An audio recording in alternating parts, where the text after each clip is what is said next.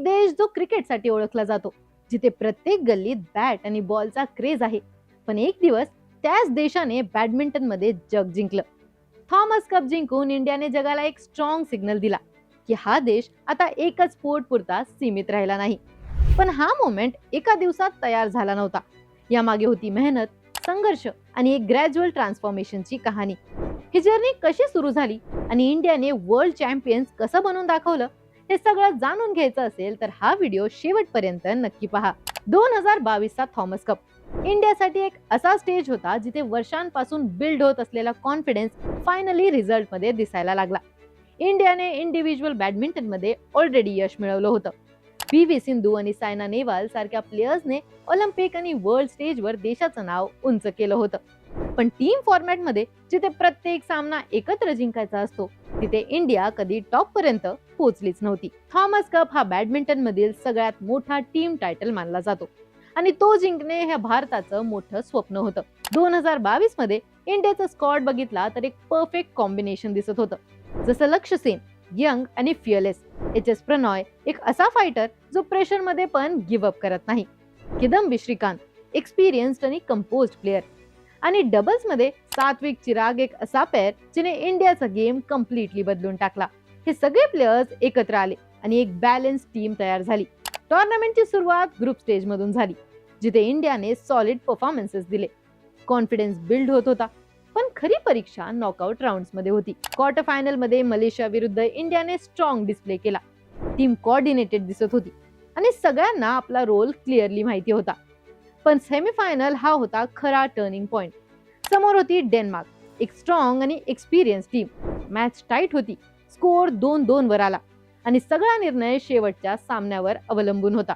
दबाव खूप होता. तिथे एच.एस. प्रणॉय कोर्टवर होता. जखमा आणि थकवा असताना पण त्याने मॅच सोडली नाही.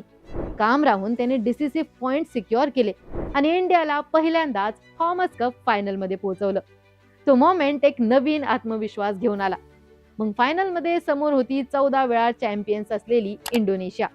हिस्ट्री, एक्सपिरियन्स आणि डॉमिनन्स सगळं त्याच्या बाजूने होतं. पण इंडियाकडे होता कॉन्फिडन्स आणि जिंकण्याची भूक. पहिल्या मॅच मध्ये लक्ष्य सेनने अँथनी गिंटिंगला हरवलं आणि इंडियाला परफेक्ट स्टार्ट दिला. नंतर डबल्स मध्ये सात्विक चिराग जोडीने एकदम डॉमिनंट परफॉर्मन्स देत इंडियाला 2-0 ने लीड दिली. आता इतिहास लिहिण्यासाठी भारताला फक्त एक विजय लागत होता. तिसरी मॅच होती किदंबी श्रीकांतची. काम, कंपोज्ड आणि प्रेशर मध्ये स्टेबल. त्याने मॅच फिनिश केली आणि स्कोअर बोर्डवर 3-0 चा स्कोअर दिसला. भारताने इंडोनेशियाला क्लीन स्वीप केलं होतं. 73 वर्षांनंतर पहिल्यांदाच भारताने थॉमस कप जिंकला होता. ते सेलिब्रेशन फक्त ट्रॉफी पुरते नव्हते, तो एक भावनिक मोमेंट होता, जिथे खेळाडूंना कळालं होतं की ते इतिहास रचत आहेत. इंडियाने एक मोठा बॅरियर तोडला होता. या विजयानंतर प्लेयर्स मध्ये पण काही गोष्टी खूप क्लिअर दिसल्या. पहिले म्हणजे टीम बॅलन्स. इंडियाकडे सिंगल्स आणि डबल्स दोन्ही स्ट्रॉंग होते, जे पूर्वी मिसिंग होतं. दुसरे म्हणजे माइंडसेट. या टीमने प्रेशरला भीती मानली नाही, तर संधी मानली. तिसरे म्हणजे रोल क्लॅरिटी. प्रत्येक प्लेअरला आपलं काम माहिती होतं आणि सगळ्यांनी ते परफेक्टली एक्झिक्यूट केलं. या विजयाचा इम्पॅक्ट पण मोठा होता. क्रिकेट डॉमिनेट देशामध्ये बॅडमिंटन स्पॉटलाइट मध्ये आलं. यंग प्लेयर्सला इन्स्पिरेशन मिळाले. इन्फ्रास्ट्रक्चर मध्ये इन्व्हेस्टमेंट वाढलं आणि फॅन्सला एक नवा स्पोर्ट फॉलो करायला रिझन मिळालं. पण एक गोष्ट लक्षात ठेवायची आहे की एका विजयामुळे डॉमिनन्स प्रूव्ह होत नाही.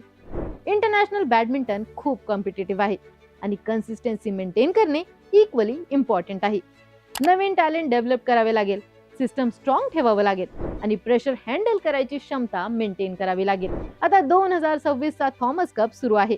एक्सपेक्टेशन्स हाय आहेत, मेमरीज फ्रेश आहेत आणि फॅन्स पुन्हा एकदा हिस्ट्री बघायला रेडी आहेत. पण 2022 चा मॅजिक पुन्हा रिपीट होईल का, की इंडिया आता त्यापेक्षा पण मोठा चॅप्टर लिहिणार? तुमचे थॉट्स आम्हाला कमेंट्स मध्ये नक्की कळवा आणि अशाच क्रीडा विषयक ट्रेंडिंग अपडेटसाठी AGC स्पोर्ट्सला सबस्क्राईब करायला विसरू नका.